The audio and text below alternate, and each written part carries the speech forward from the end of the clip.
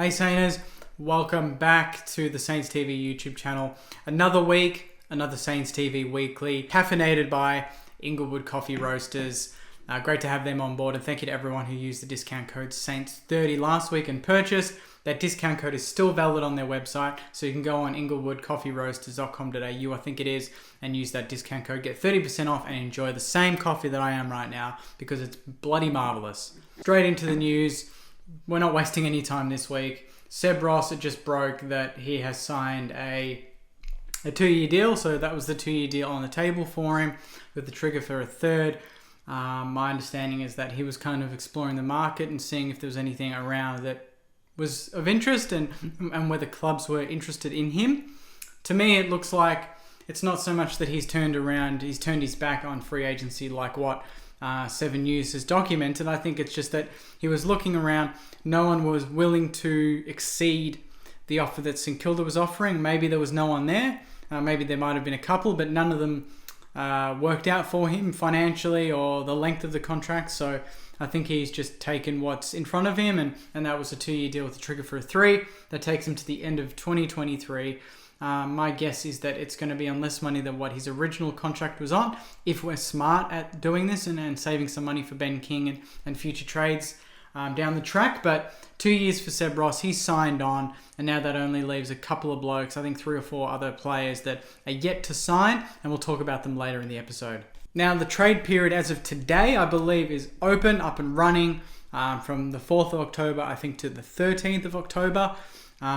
And from what I've read and what I've heard from people that I've spoken to during the last couple of weeks, and what obviously the AFL has just released, I think, as of a couple of days ago, was that St Kilda has alerted teams of the competition that they are stockpiling more picks, or they want to stockpile more picks going into this year's NAB AFL draft. And that's because our hand at the moment is pick number 9, 46 and 64, so it's not really ideal if you want to get some of this youth in. Pick 9 obviously is critical, and what we do with that, I don't know. There's been talks whether we trade that, we go to Brisbane or someone and break that up into 14 and 18 or something like that, but I think we keep it. I think we've got some other tricks up our sleeve that hopefully will get us another first round draft pick or potentially a couple of second rounders. But at this stage, we've got number 9, 46 and 64. But we do want to get into the early stages of the draft because we've missed out on some young talent. I think it's critical for us that this year we nail that. We get the youth in. Maybe we get a couple of delisted free agents or something like that in. That's not going to cost us the world. And then we can stockpile and get into a really strong position to make a tilt at Ben King going into the end of 2022. Now, speaking of Ben King, there was talks last week. Matthew Lloyd mentioned on Trade Radio that St Kilda believe that that's basically done. But he threw in Essendon in there for some reason. And I think that's just because he can't, he can't fathom other clubs not going for Ben King and St Kilda basically getting a cakewalk to him. But at the end of the day, it's about Ben and what he wants to do. And from what I've heard, ignore the Essendon rumours. I know there was a trade whisper out there that said that Essendon were basically talking to him. But that's absolute bullshit. He will be a St Kilda player. I don't think it's going to be this year, although if the cards fall and maybe we can, fast track that progress, who knows? But I believe that it will be at the end of next year as planned. He already has talked to the club, and I think to me, it's pretty clear cut. His brother plays there, and I know some people believe that that's not that much of a pull.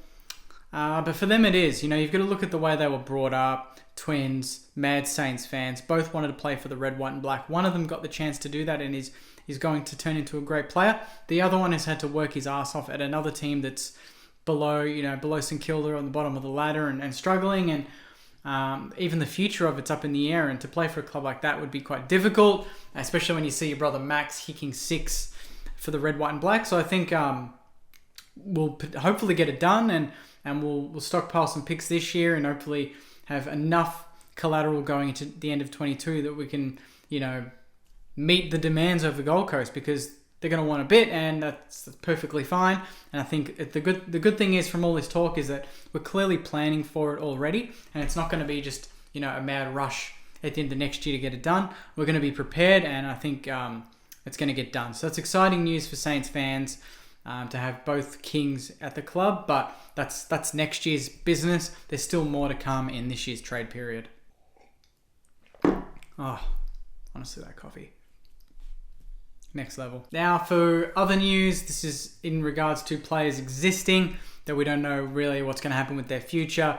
I've heard that Dean Kent and Jack Loney have not been offered new deals at the moment, and they face uncertain futures at the club, and that was reported by Mitch Cleary last week.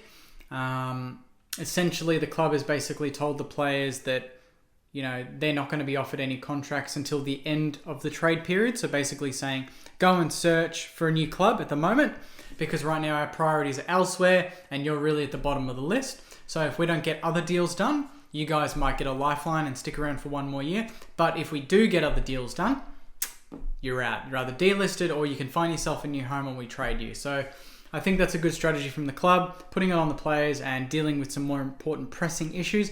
Dean Kent and Jack Loney, no offense, are probably not critical deals to get done right now. But if we can trade them out and get something for it, that'd be great. So, I mean, they've both been up and down. They've played decent football at times, but not consistently, and that's similar to Luke Dunstan.